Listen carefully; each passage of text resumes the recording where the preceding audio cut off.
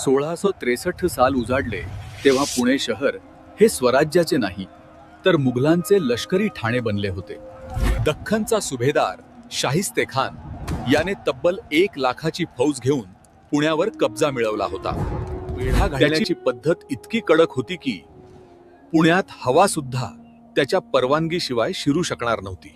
विशेष म्हणजे शाहिस्तेखानाने खुद्द शिवरायांचे बालपण जेथे गेले त्या लाल महालातच आपला मुक्काम ठोकला होता. मराठा सैन्याकडे त्यावेळी फक्त काही हजार मावळे होते, जे 1 लाखाच्या मुघल फौजेसमोर मैदानी युद्धात टिकणं अशक्य होते. सरळ युद्धाचा मार्ग बंद झाला होता आणि 3 वर्षांपासून चाललेला हा वेढा स्वराज्याचा श्वास कोंडत होता.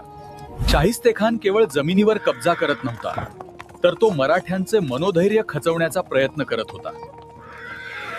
अशा वेळी शिवरायांनी एक असा निर्णय घेतला जो त्या काळातील युद्धशास्त्रात बसणारा नव्हता. ते ठरवले होते, गनिमाच्या छावणीत घुसून थेट त्याच्या सरदारावरच वार करणे. हे धाडस नव्हते, तर हे एक अत्यंत थंड डोक्याने आखलेले सर्जिकल ऑपरेशन होते. जर शाहिस्तेखानाला त्याच्याच सुरक्षित किल्ल्यात मारले तर मुघल सत्तेचा धाक संपुष्टात येईल, हे गणित पक्के होते. पण लाल महालात शिरणे म्हणजे मृत्यूच्या दाढेत हात घालण्यासारखे होते, कारण भोवती कडेकोट पहारे होते.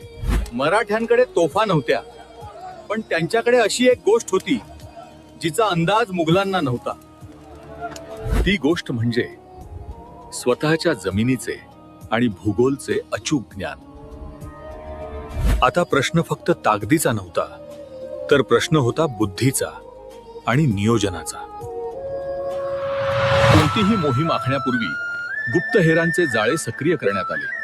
बहिर्जी नाईक यांनी पुण्याचा कोपरा न कोपरा तपासला. लाल महालाची रचना शिवरायांना मुखोद्गत होती, पण आता तिथे मुघलांनी काय बदल केले आहेत हे पाहणं गरजेचे होते. पहारे कधी बदलतात, स्वयंपाकघर कुठे आहे आणि खान नक्की कोणत्या खोलीत झोपतो याची माहिती काढली गेली.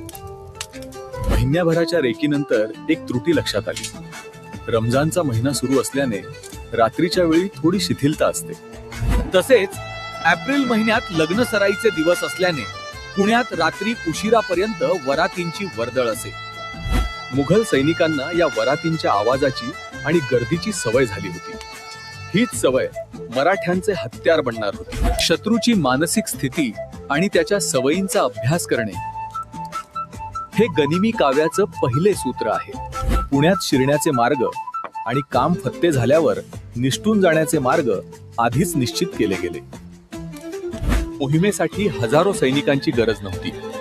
फक्त निवडक 400 ते 500 जिगरबाज मावळ्यांची निवड करण्यात आली. लाल महालाच्या मागील बाजूची एक भिंत कच्ची आहे किंवा खिडकीतून प्रवेश करता येईल हे हेरांनी शोधून काढले होते. स्वतःचे अस्तित्व लपवण्यासाठी वेषांतर करणे ही या रणनीतीची दुसरी महत्वाची पायरी होती.